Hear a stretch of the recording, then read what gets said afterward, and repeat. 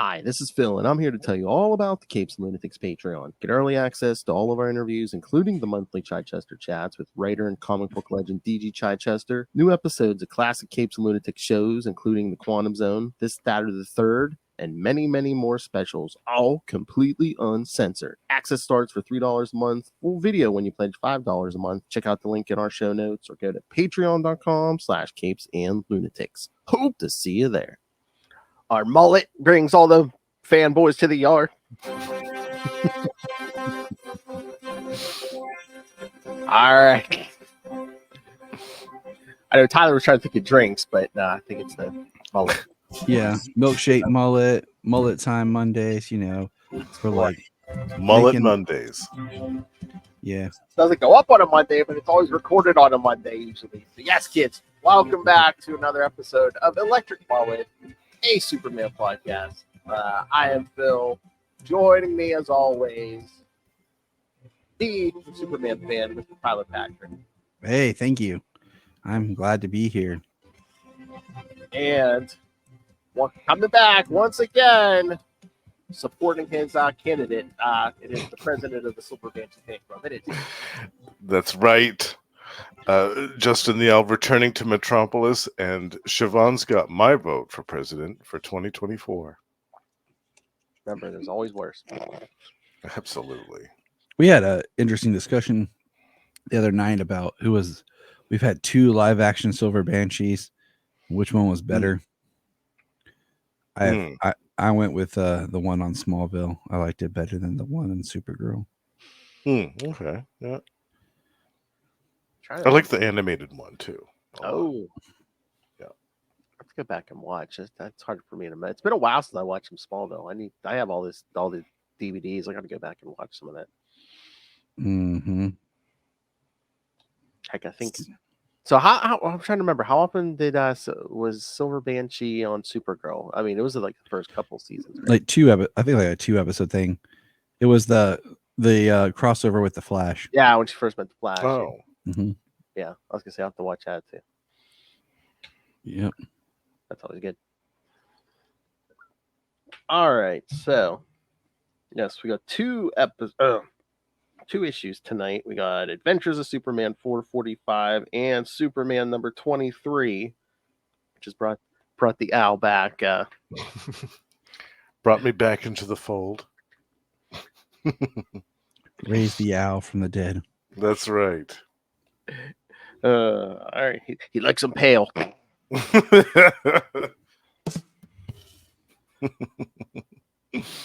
right. Justin, do you get a chance to read 445? I attempted to climb Mount Malware.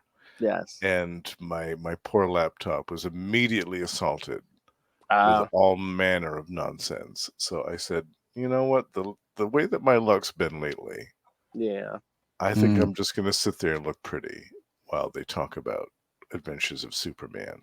And it's probably pretty bad too, because like all the pop-ups are probably like, "Hey, Justin, you want to see some hot girls?" And it's just like, exactly. I'm like, no. You haven't gotten the algorithm right yet. He's like, I ain't got time for this. No, Justin. Yes, he's here. Yes, maybe not every time, Noel, but yes, he's here, and especially this week because Silver Banshee's in here, and he loves Silver Banshee. Absolutely. And if not before, he'll be back for 3 episodes for Exile. This Superman issue tonight is also momentous as it's the start of the Roger Stern era. Yes. Which is extremely important. The great Roger Stern. Oh, yes. I feel like we're going to summon Russell because wasn't it he who first created the Hobgoblin? Indeed, yes. He's a massive Roger Stern fan. Yes. So we are moving past Burn. The Burn era is officially over. Yeah, we closed that. You know what? It's so weird. I was looking because, like, in an upcoming episode, I think, what is it? Superman Annual 2, I think. I thought I saw Byrne's name on it. Yes, there is an annual coming up that he does the art and I think the script too, maybe. So I'm wondering, maybe he worked on it ahead of time. Maybe they just. I think it might have been a year later, though. Oh, okay. It was one with Superman and Mon-El and Legion 89 or 90 or whatever they that were. one? I think that's the Adventures. I know the first one we're gonna do is the Superman annual. It's kind of where like Superman first like meets like discovers Cadmus and the Guardian and all that. Oh, so. was that a Byrne one too? I think so. I think that. Oh, I might not have read that one. Okay. Yeah.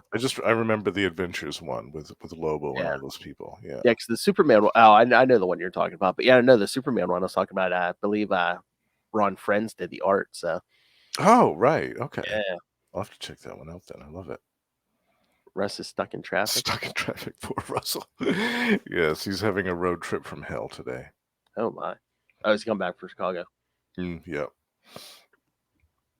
All right, so let's get to Adventures of Superman 445. I forgot who made a return appearance here until I started reading this. I was like, oh yeah. All right. Yeah, Adventures of Superman 445 from October 1988. Headhunter. Writer and penciler Jerry Ordway. Inker Dennis Jank. Colors Petra Skodish. Letterer Albert de Guzman. And editors Mike Carlin and Renee Witterstatter.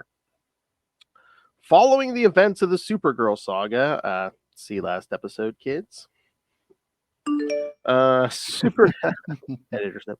Superman feels guilt and anger for his having executed the 3 Phantom Zone criminals so that they could no longer present a threat to anyone in any reality and tries to deal with it. Meanwhile, Daily Planet editor Perry White calls reporter Catherine Grant to take her to task about her drinking problem starting to affect her work.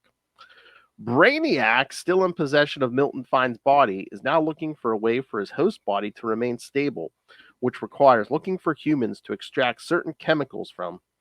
Superman returns to Metropolis when Brainiac kidnaps Cat Grant and tries to do the same thing to her. And in the struggle, Brainiac is left paralyzed as he enters into Superman's mind and sees all the anger and rage he's been trying to dam up. As the medics arrive to tend to Brainiac after he was left paralyzed, one of them tells Superman that he should have killed him. Ooh. I ain't gonna help nothing. Yeah. All right.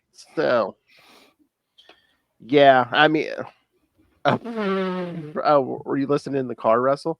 Send help. Send help. Oh, God, Russell. Yeah, I'm lucky to make it out of Chicago. We'll airlift you out of there. We'll send a helicopter in. Yeah, this one opens. Yeah, we don't know it's Brainiac at first, but this mysterious figure is like abducting homeless people. And then on the first page, we see it's he's grabbing Pete Shoemaker. Remember Jimmy's homeless buddy there? Yeah. Oh, right. We hadn't seen him in a hot minute, right? It's been I like how it looks like Jack the Ripper.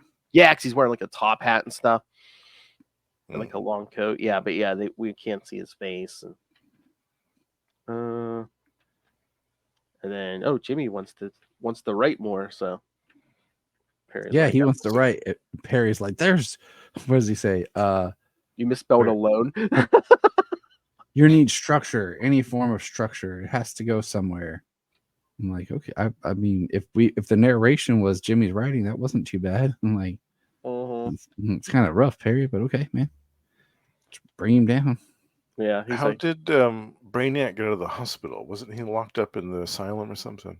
In the hospital. Did they explain that? Sim Salabim. I know they do go into how his assistant / common law wife was hit by a truck. Right. Yes. Yeah. Yeah. Mysterious circumstances. Yeah, but Perry thinks, maybe this abduction story is too big for Jimmy. He's just starting out, but he sends him to talk to Inspector Henderson. And then as Jimmy's leaving, he runs into Cat Grant getting out of a cab. Oh, yeah, wearing her leather outfit. Yeah. And she's like, I guess the driver can't break a 50. So she's like, can you pay for my cab? Oh, thanks, Jimmy. The driver can't break a 50.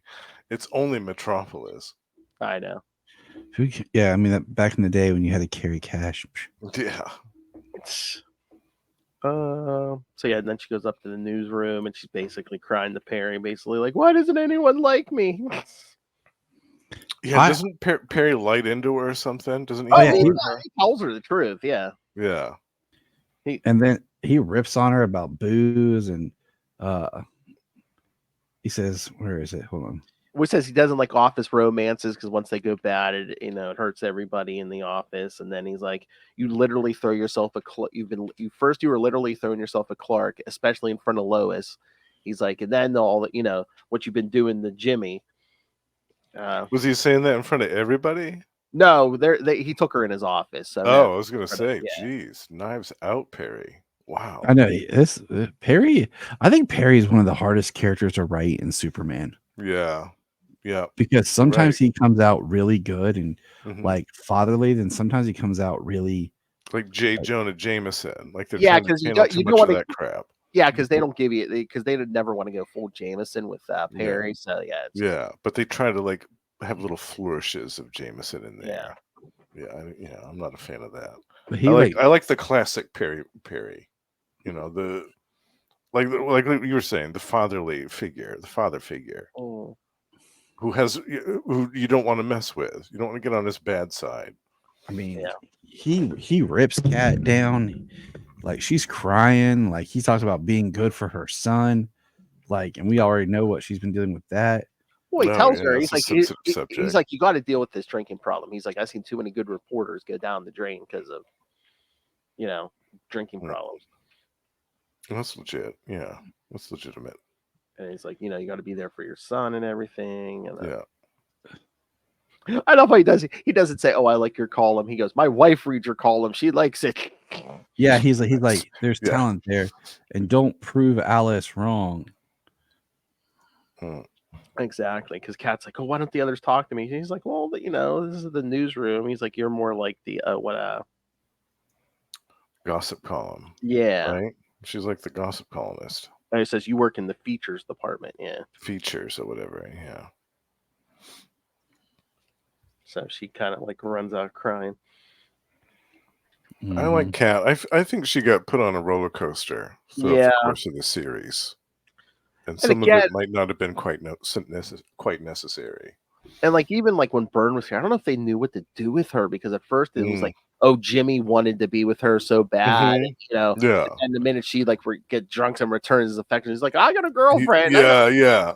Because I was thinking about that yesterday as I was reading these. I was like, wait a minute, because he gives her the whole, oh, I'm with Lucy. But I'm like, since we started at Man of Steel, how often have we seen Jimmy with Lucy? Right. Never. I can't think of anything.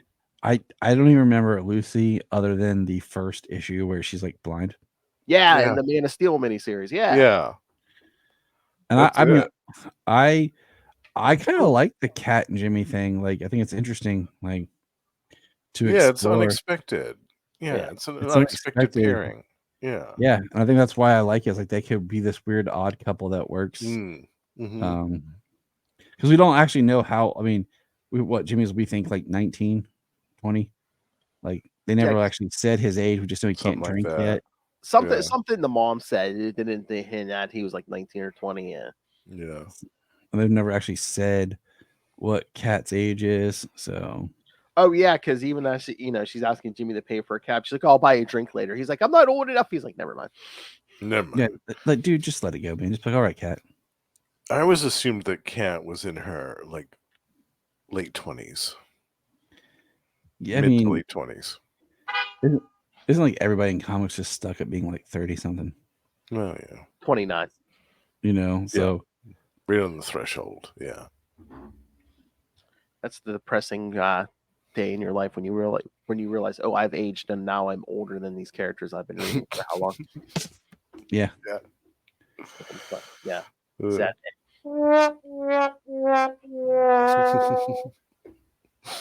happens to us all. Yes.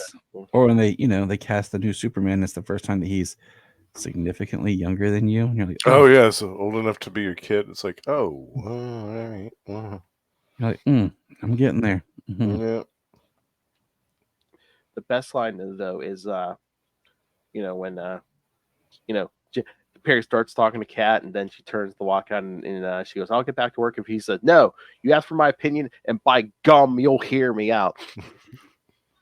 using the frank language. By gum, you'll hear. By gum, milksop. Mm-hmm. So yeah, like I said, then Jimmy's talking to Inspector Henderson about the disappearances, and Yeah, It just Peter. starts Inspector Henderson, and then he drops Maggie Sawyer's name.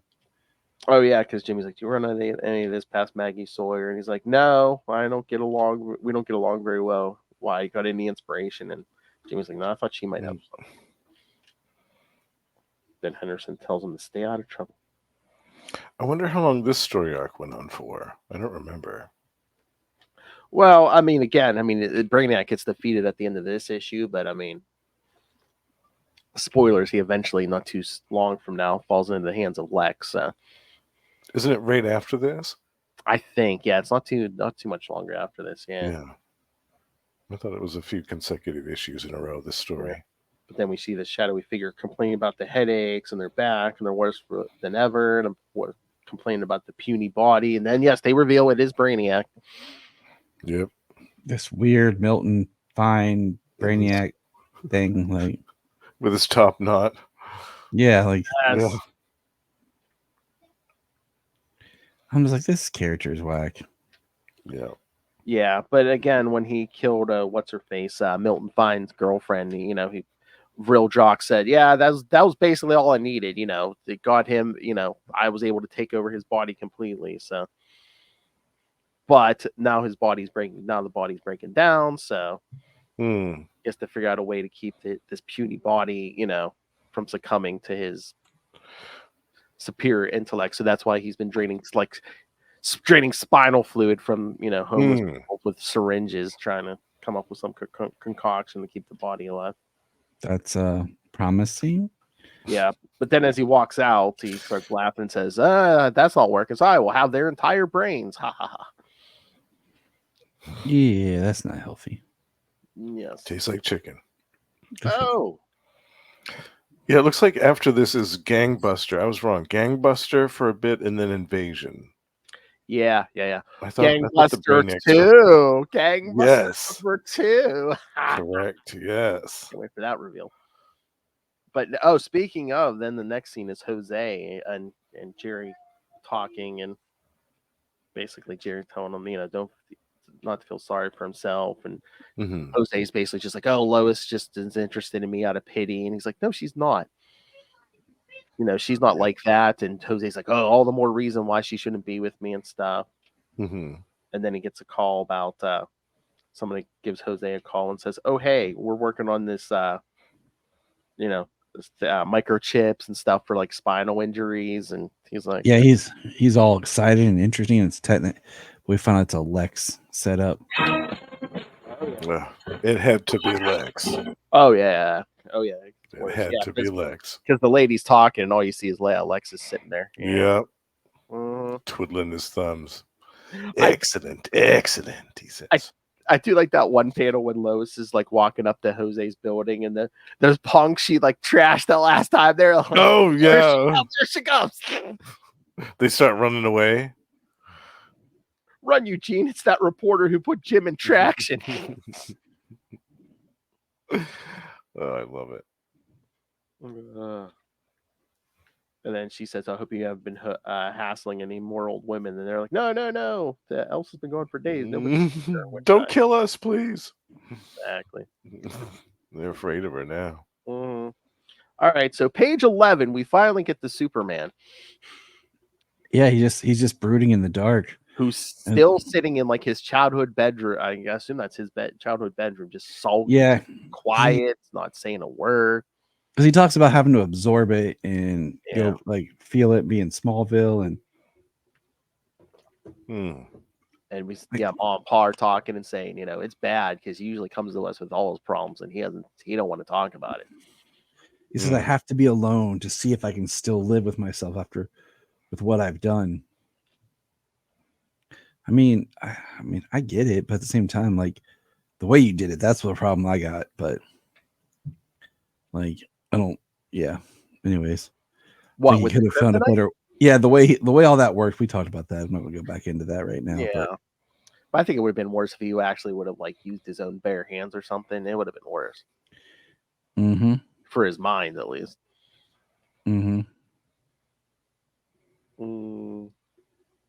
Oh yeah, then we see Jimmy talking to Maggie Sawyer, and they're talking about Milton Fine. Yes, yeah, was shipped off to the Psycho Ward at Bellevue for observation. And then then the doctor shows up.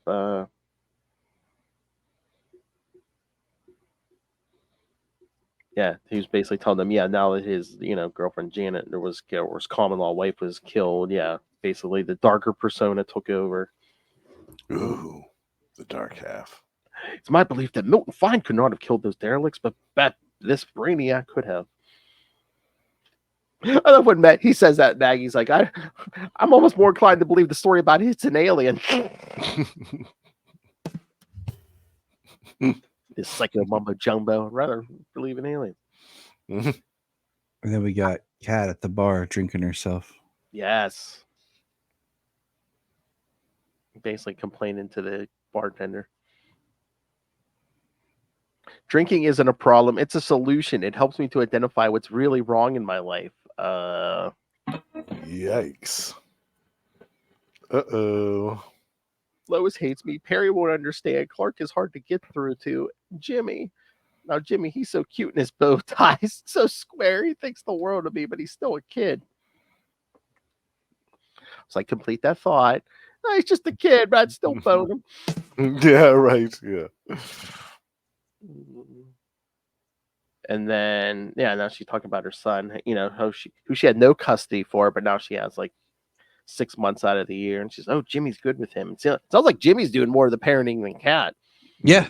Mm-hmm. That's why I say it would be an interesting, like, if you had a writer really explore it, like Jimmy and Kat, like, yeah, because she's like, it's 24/7. Yeah, no crap.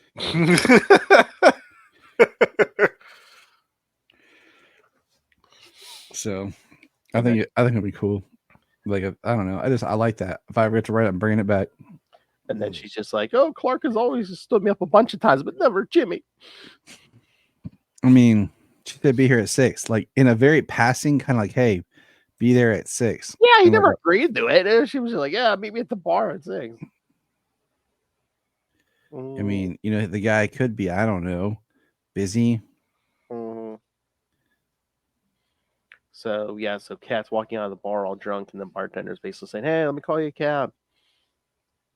But then she wanders into Brainiac trying to kidnap another derelict. She don't need no cab. But Brainiac stops a cab and grabs Kat, throws her in there.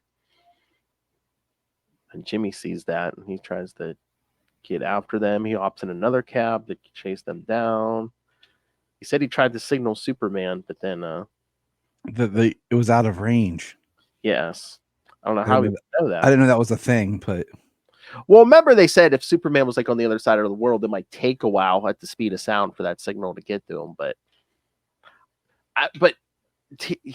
Jimmy doesn't even know where Superman is because no one's seen him since he went in, into that pocket universe. I'm assuming Jimmy's just assuming that Superman's out of range. I guess. Yeah, but then Brainiac catches him.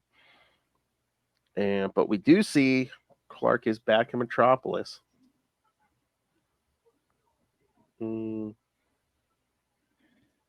Yep. Clark, and he fights Brainiac, and first he thinks the signal from Jimmy's watch is like overpowering, and he crashes into that chimney. But then that felt weird. Yeah, but he does get the Brainiac, and Brainiac's basically just like he used his mental powers to make Superman think the signal was overwhelming. So he starts blasting Superman, saying, what, you forgot how powerful my mental powers were? But yes, Brainiac's trying to get into Superman's mind, and he's like, no, you're hiding something. He's like, let me in. Why do you continue to fight me? What are you denying? And then Superman's just like, you want it? Here's my anger. It's like, here's my anger. Mm-hmm. This. He's like, you want it?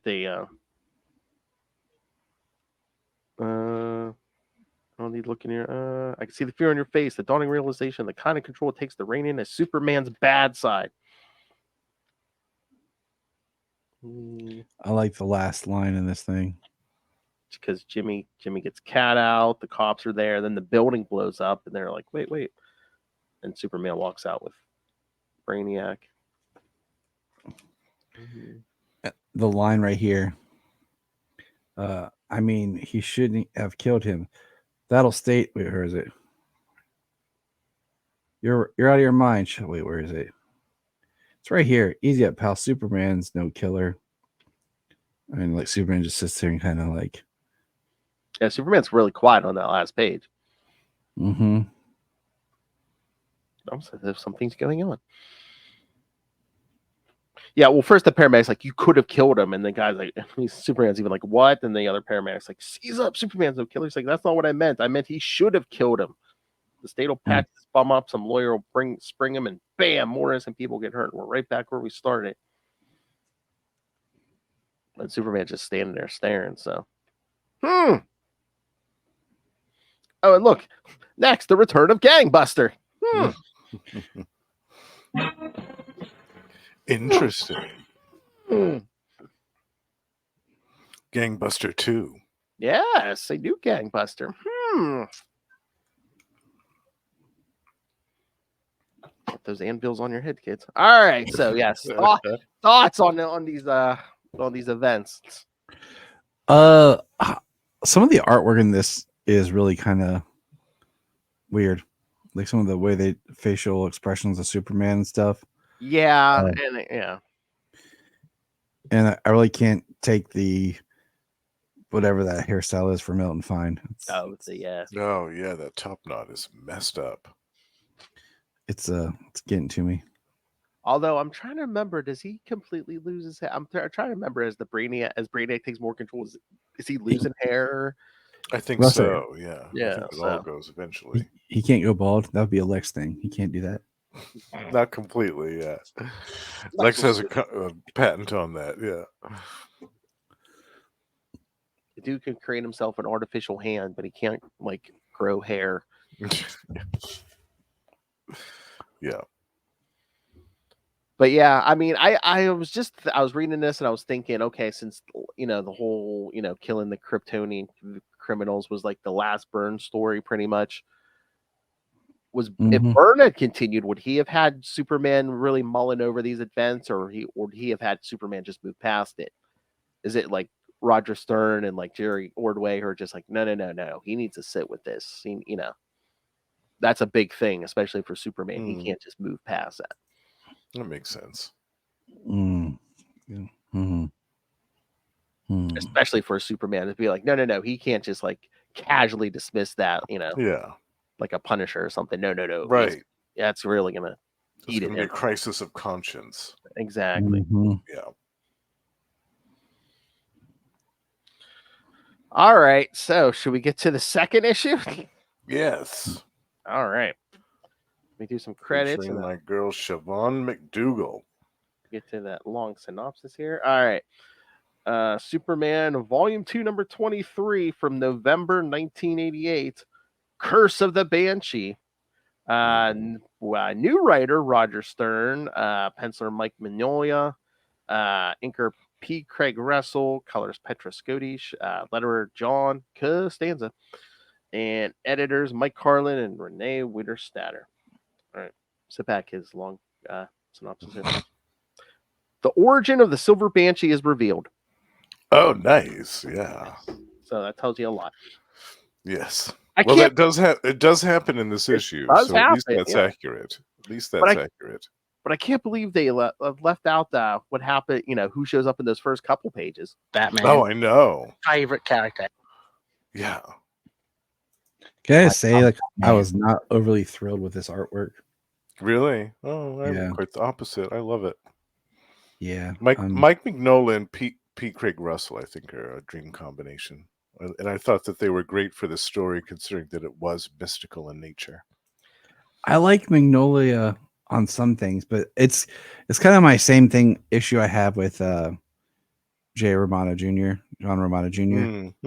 Where I like when he does his own stuff, but like when he tackles like known characters, I don't always like the way he does it. That's like certain characters, like I know, like Ramita Jr. I like when he does like Spider-Man and Daredevil, but like yeah, I'm not as crazy about his Superman. I don't know if it's like the bigger characters like Superman or like his time on Thor. I was like, it's okay, but yeah. I didn't like him on Superman, but like I like his art in Kick-Ass. Yeah. You know, when it's its own thing. So yeah, I think Ramita's better on like the street level guys like Spider-Man and stuff. Yeah. But I get what you're saying, both of you, because it's like, yeah, I like Mignola's art, but yeah, I mean, you mentioned his name. Superman isn't the first thing that springs to mind for me. Right, exactly. Yeah, it's such a strange comment. You'd think it would be more for like a Batman story. Yeah. I mean, it does work here because it is like kind of a darker story, like a supernatural story. But yeah, you're right. Like it's for like a more darker Batman or something like that. Yeah. I love for page 1, Clark's walking into his apartment. Batman standing there. Come in. Right there. Yeah. Behind you. Yeah. Having said that, though, I don't think that Mike Mignola would have made a good regular artist for Superman at all. But I think for this story, for this issue, for this particular one, as a fan, it was good. Yeah. Well, the new regular artist takes over next time. So I think this was a fill-in just because Byrne's gone. We need someone to do it. She's right. I think it was Kerry Gamble that took over after this, right? Next issue. Yep. Yeah. And I love his stuff too. Yeah. With the return of Rampage. That's right. Yeah. But I say, Batman brings him Clark this book. I love how he's like, this is why I'm here. It seems that books keep bringing us together. Oh, yes. First it was that scrapbook. Now it's yeah.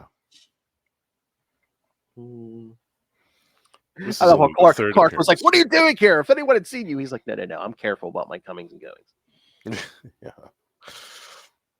Yeah. But yeah, I mean, this very old book supposedly it has scenes of Superman's battle with Silver Banshee before, and now there's a page of Batman handing Superman the book, and it's it seems to be writing its own pages as moments transpire. I love how Clark's like, what are you trying to pull? Only you could have, no one else knew about this, and like this page wasn't here before. This got to be some kind of a trick. Yeah, he's like, it has to be supernatural. He's like, so he's like, I'd handle it very carefully. Then he swings off.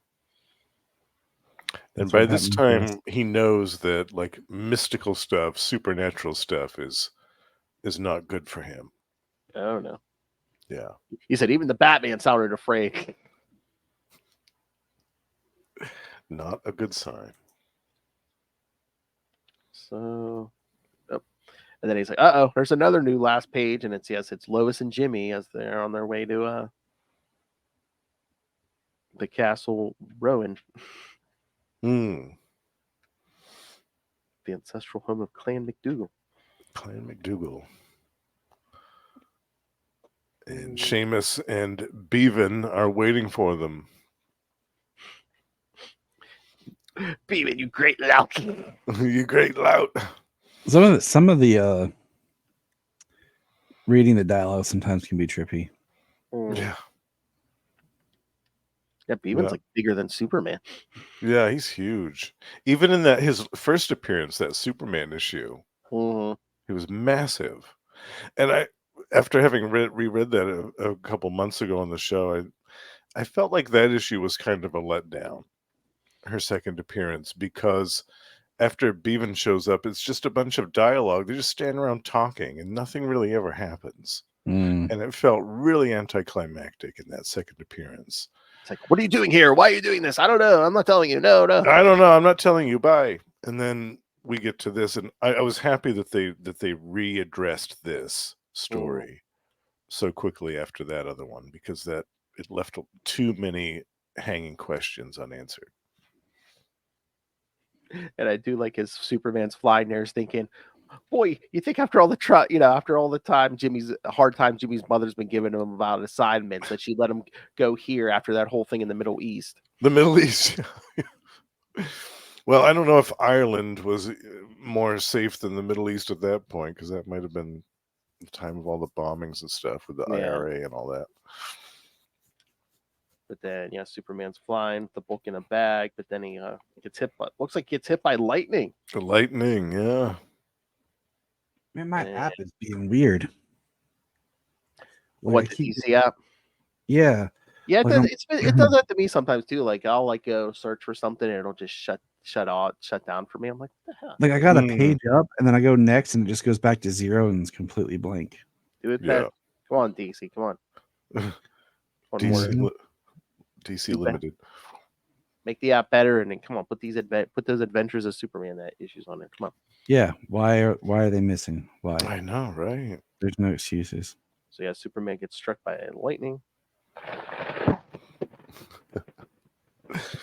And that whirlpool opens, and Silver Banshee. There she is. Like, give me the book. Yep. She's not messing around this time. Mm-hmm. And she has a significant power increase from her last appearance as well. Oh, yeah. Well, as she tells her family later, she's like, the closer that book gets here, the more powerful I get. Mm-hmm.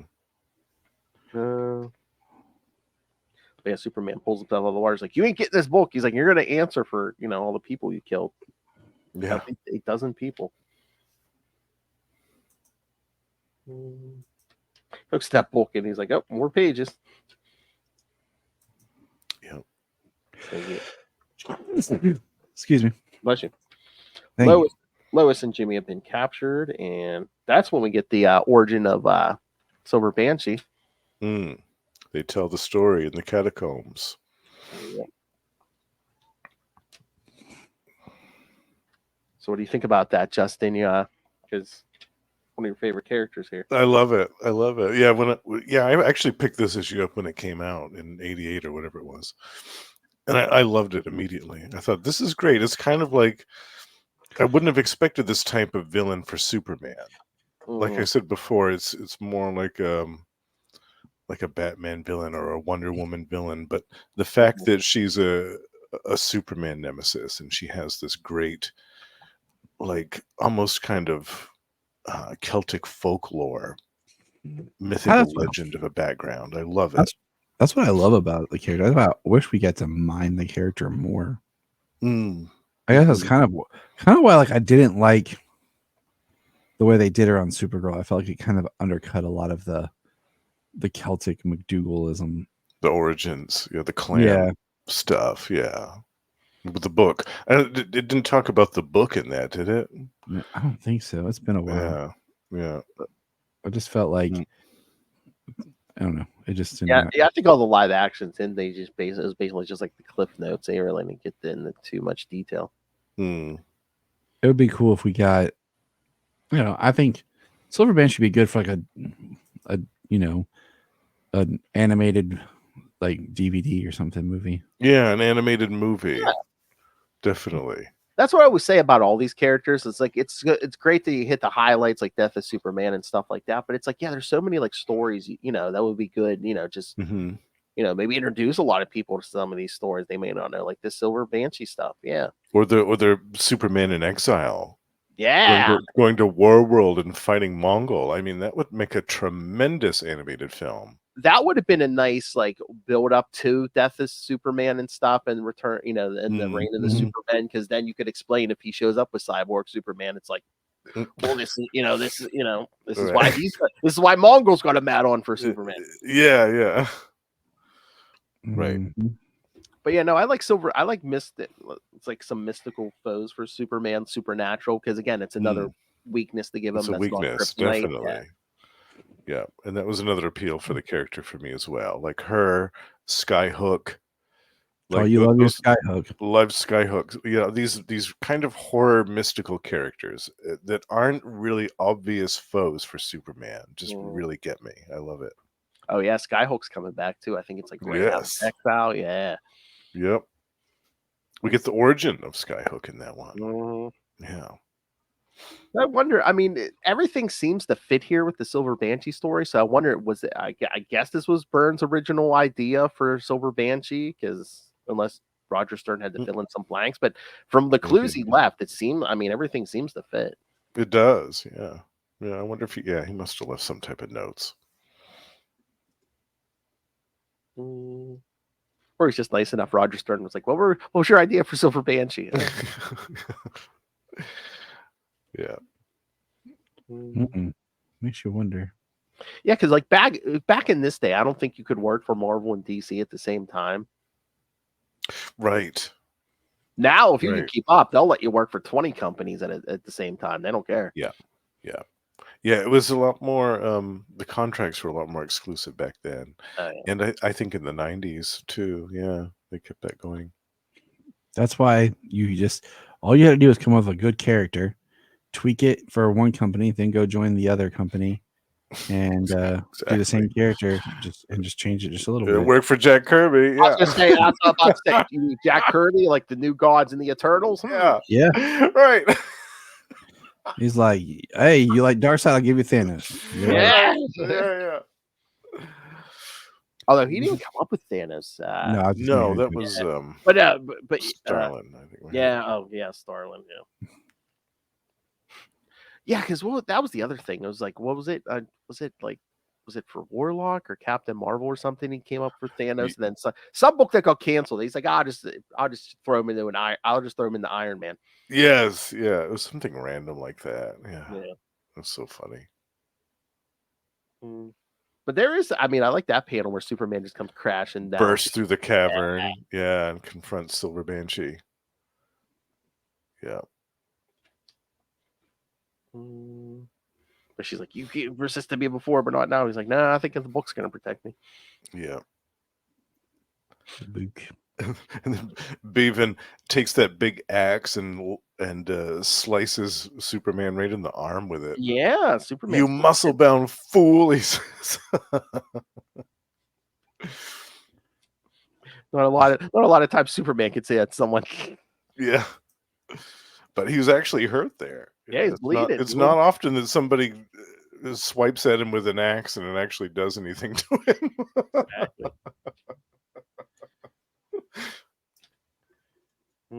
But he frees Lois and Jimmy, and then Silver Banshees. Basically, they're fighting.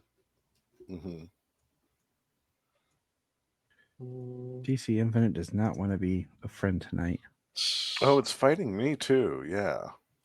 So I'm glad that's why I'm glad I dug out since I had to dig out the Adventures issue. I'm glad I dug out the floppy on this too. I should have done that. Well, let me go down to my basement where I have every comic that's been published since the day I was born. No. Only since I was 10.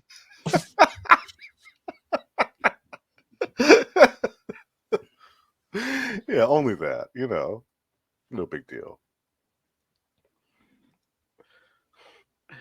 Hey, I need Danielle off screen just going, yeah, he does.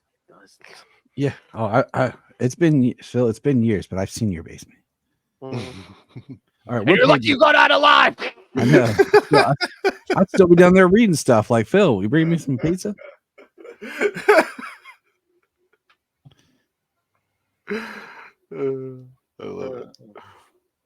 So Silver Banshee, but I need the book to be free of the curse. You don't know what I've been through. And she's like, you're wrong. He's like, you're wrong. I know all too well. I love that panel where she's hurling herself at him through the air. That's fantastic. And then, do we ever give her a name, or is it just the crone? I think it's just the crone. Yeah, I don't know if she. What page are we on? I got my thing to work now. Well, if we get when the old lady shows up, that's page 19. But yep. Okay, so where are we at? I mean, I do like that shot of Superman on page 18 when he's like telling her, "I know all about your story." Yes. Book. Yeah. I love the pages of the book too in the background. Yeah. I do like that. Those are really great. They almost look like tarot cards. Yep, really they do. It's really cool. And then the crone appears. Yeah. And dissolves the book into dust in Siobhan's very grasp. Because basically the whole thing was like Siobhan was supposed to prove that, she was worthy after all these generations, more worthy than the rest of her descent or ancestors, and she wasn't. So Mm-hmm. Yep. So the old woman basically just disintegrates the book. Oh yeah, Siobhan was the 1,000th firstborn McDougal. Because that was the other problem, you know, and the rest of the family was like, no, it has to be the firstborn son. She's like, no, it doesn't say that.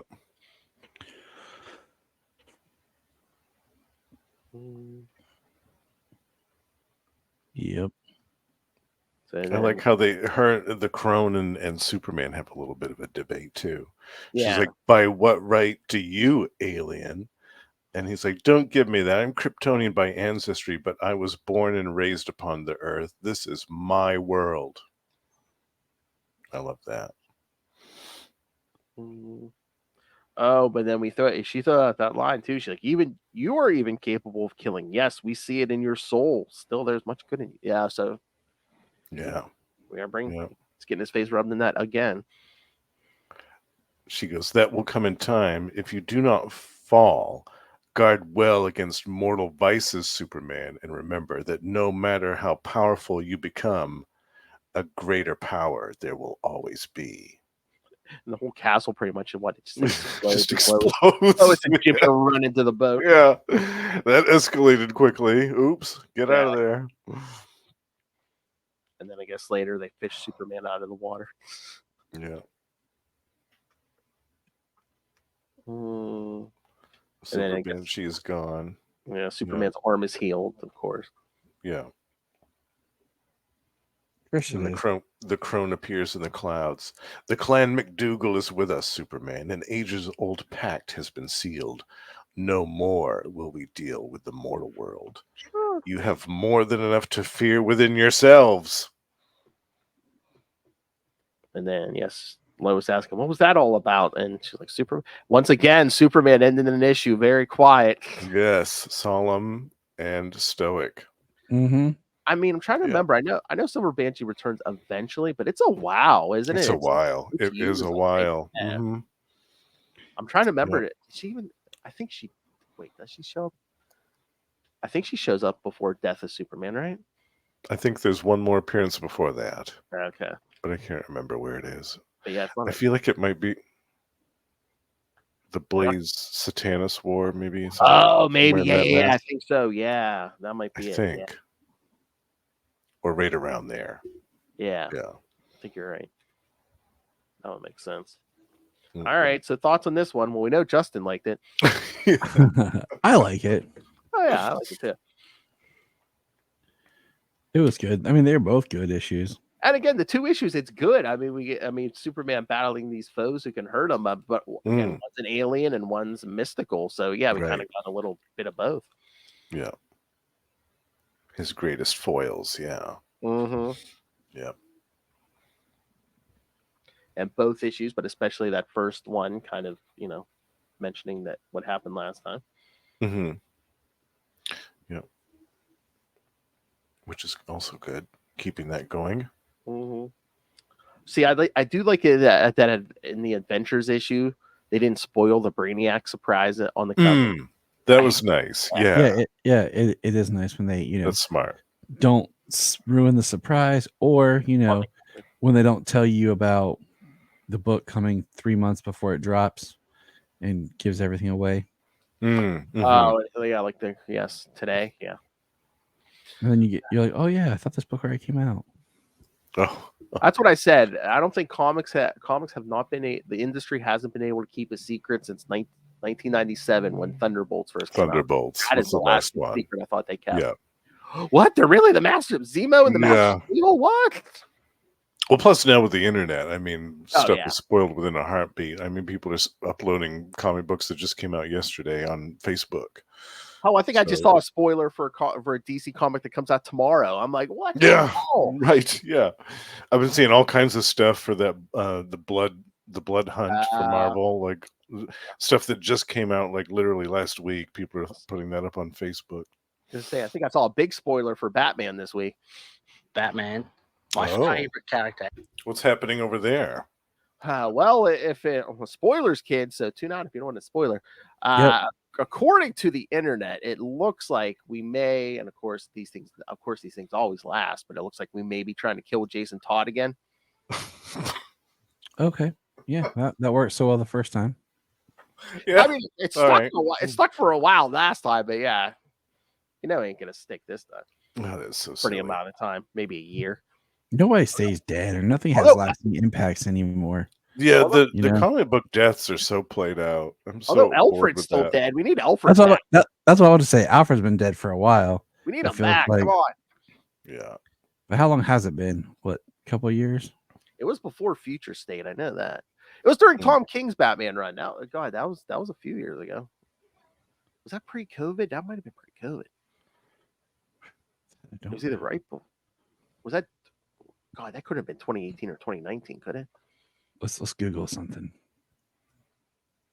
That's right, kids. What is the sound? What is the sound of Googling? Yeah, and Marvel did that recently too, where they just killed off a character, but then within the same week they announced that she was going to be in a future book, a future team book. It was 2019 during the City of Bane storyline. Wait, what year was it? 2019. 2019? Wow, he's been gone for a while. 5 years. Yeah, because they were going to do a big time jump with Future State, and then a lot of that didn't happen. But now it's like, just bring it back. Yeah. Don't tell me you can't do it. It's comics. It's machinations. You beat Jason the Hamburger with a crowbar and brought him back. Right? Yeah. Of all the characters to bring back, you brought back Jason Todd. After everyone voted and said kill him. Yeah, and how was he brought back? It was because Superboy Prime was banging on a crystal wall really hard. Yeah. I remember everyone's like, "Oh, it was probably a Lazarus Pit brought back." They're like, "No, nothing stupid like that. No, Superboy Prime on the wall." Yeah. Then I'm trying to remember. I think then by New 52, they were like, "Nah, yeah, it was a Lazarus Pit." Yeah, it's Lazarus Pit. Just kidding. Yeah. I love it. Yeah, comic book deaths don't shock me anymore. If anything, they just irritate me. It's like, whatever. You're stupid. They're too frequent, and they get reversed played out much too easily now. I'm much more interested. Like, to me, I'm more shocked now if they do a character flip. Like if a character suddenly becomes evil, or if an evil character suddenly becomes good, like Juggernaut suddenly become a member of the X-Men and all that crap. Again, like I'm more interested in that now. That stuff is more surprising and interesting to me than, ooh, this character's dead for the 5th time and they'll be back next week. Cool. Especially the X-Men. That's a revolving door. Yeah, exactly. Yeah. That's just blink and you'll miss it. They're going to kill Jean Grey for the 5th time? Okay. Yeah, cool. All right. We'll see her in a couple weeks. Yeah. So I like it when they do something more unexpected these days. The comic book character deaths, I'm just so bored and irritated by. Whenever they say that, oh, the shocking death of so-and-so, I'm like, yeah, whatever. That's the other thing. Usually when they killed somebody, they kept them dead for a few years, back in the day. I think they really saw, again, Death of Superman. They were just like, oh, hey, we can. Yeah. Back this in. I still remember when that got announced, and oh my Lord, like I said, I was sitting there watching TV, the news was on, and had some black woman on there talking. She's like, why are they killing Superman? My babies love Superman. And I'm just like, he's gonna be back. People pretending he's not coming back. My babies love Superman. Seriously, that was the line. Oh, I love it. Yeah, that whole time. That's great. Although maybe it was to the whole Jason Todd thing, because again, they killed Jason Todd in '88, and they didn't bring him back right away. So that's true. That was a good 15, almost 20 years, I think. Right? Yeah. It was around the same time they brought Bucky back. And Norman Osborn. Yeah. Oh God. Oh no, Norman was back way before those two. Yeah. Patterns. How do we wrap up the Clone Saga? Yeah. Norman Osborn.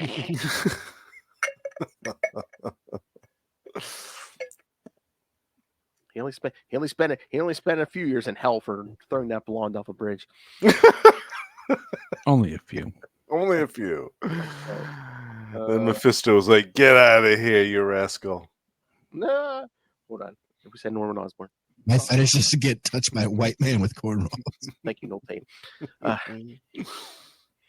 All right. Anything else, gentlemen? Nah, that's good. Yes, this is a good episode. We had good issues, and we had some good comic talk here. Yes. Some good wondering questions. Indeed. Should Cat and Jimmy be a thing? That's my big thing. Should they have been a thing? I think that they should, at least for a little while, explore the relationship. Should Batman stop making one-off Robins and all these Elseworlds tales? So there's like 50,000 Robins. Yes. Oh, yes, he should. A legion of Robins. Oh yeah, I mentioned it to you, Justin, didn't I? Yeah, Tyler, you see, we're getting a Gotham by Gaslight sequel here. Mm-hmm. Months, yeah. Yeah, I'm gonna read it. I mean, why not? But so, I mean, I'm glad they're bringing back Elseworlds, but that's kind of weird. I'm just like, yeah. I mean, my thing is like Elseworlds weren't that like what they were doing there for with like the Black Label or the Earth One series. They were pretty much Elseworlds books, you know? Yeah, yeah. But non-canon books. Like, I wonder if they're just going back to the Elseworlds model again. Those were pretty much just one and done. So yeah, like we recently read and reviewed Superman Lost, and like it's not exactly in canon, but it kind of is. But like, man, it would have been such a better story if they had made it a like Elseworlds tale or a Black Label book, because they kind of set up for this really good emotional journey, and then they kind of at the end kind of undo it in a way. I don't want to spoil it. I think just because the timey-wimey nature, it can't be canon. Although, it could be, but it's Didn't just they go back and do a sequel to Red Sun? Didn't they do some more with that stuff? The Red Sun story, the Elseworld, where he was landing in Russia. I know during Convergence, Red Sun showed up. I'm trying to remember. Oh. I think the characters showed up here and there, but I don't know if they've done like an official sequel to it. Oh, Convergence tried to say hi to everybody. What? Convergence tried to say hi to everybody. Oh yeah. Yeah. Well, yes. I mean, I'll forgive a lot of Convergence just because it brought back Clark and Lois's marriage. Mm-hmm.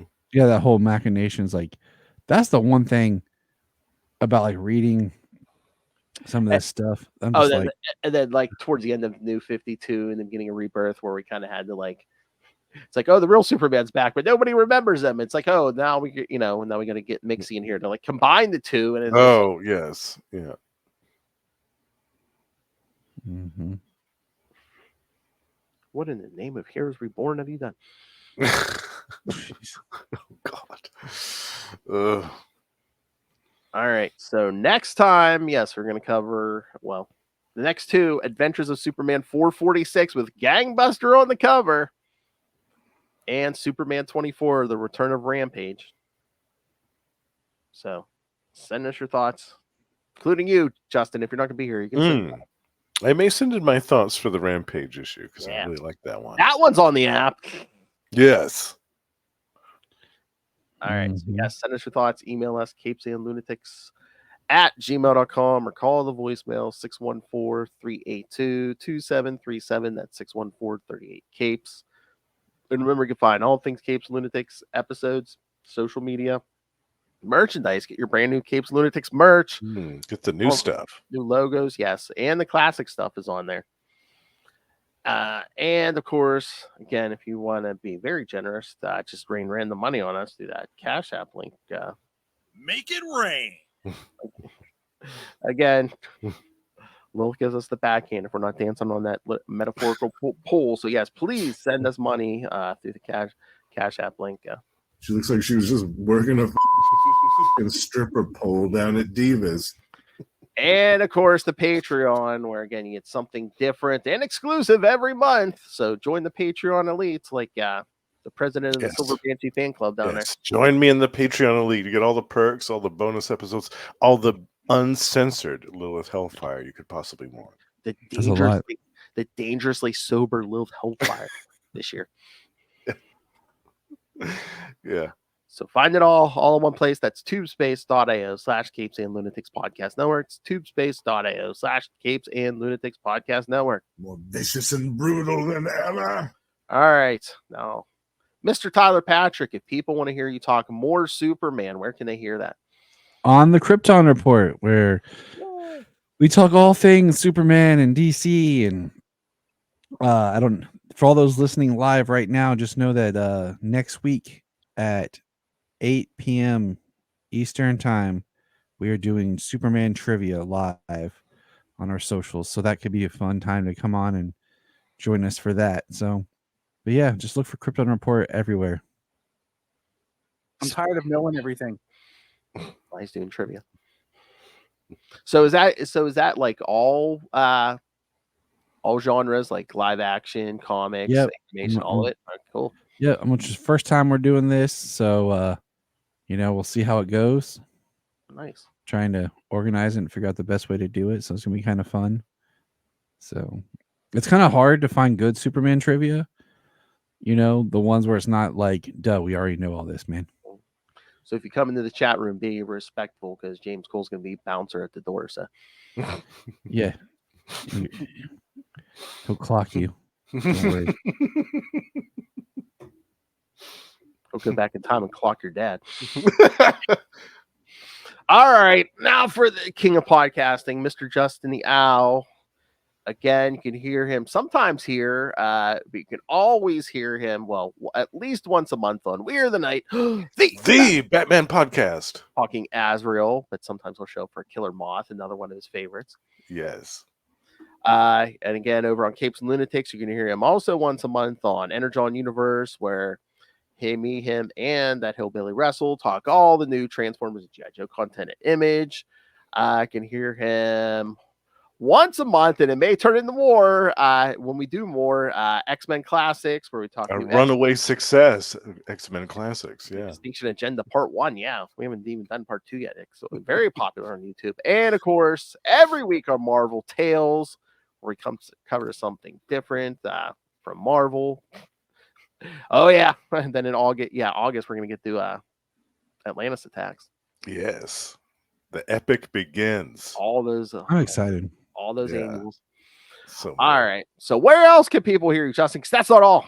That's right. You can also find me at 3 other shows a month. One of them is Gamma Charge, the strongest Marvel podcast there is, in which Russell and I discuss the Incredible Hulk and the Sensational She-Hulk every month. We also have a Patreon page, so do check that out. And we are joined by the High Priest of Khonshu, Ray, to discuss Fox's Predator in Predator and Prey, the Yocha podcast. And although we have a break before Predator versus Black Panther begins, we're going back to the 90s to discuss some of the classic Predator comics from Dark Horse. And last but not least, the Lost Library of Legends, my solo project, is still going on. And by the time this episode comes out, I will have wrapped up a 2-part retrospective on a 1994 Marvel title called Black Wolf. Going back to the 90s here, bitch. I promise you, kids, this is from drunk videos, but he's not an angry drunk. No, I'm not an angry drunk at all. It's him yelling at the comics of the 90s. Yes. I'm not an angry drunk. I'm a passionate drunk. That's right. Oh, we know. Well, that escalated quickly. All right. Thank you for joining us, everyone. Again, Tyler and I will be back next week. And yeah, we will. Maybe we'll get some Justin feedback. A new gangbuster. Return to Rampage. Good old Rampage. We edge ever closer to Invasion and then Exile. Exile, yeah. Which I will be back for that one. Oh, good. Talk about different art on Superman. I was thumbing through it. Was it the first issue of Invasion? Oh, yeah. It's either Todd McFarlane drawing Superman. I was like, that's something I don't skip. Cape's a mile long. Of course. Come back next time. Join us for truth, justice, and the mullet way. And respect your books.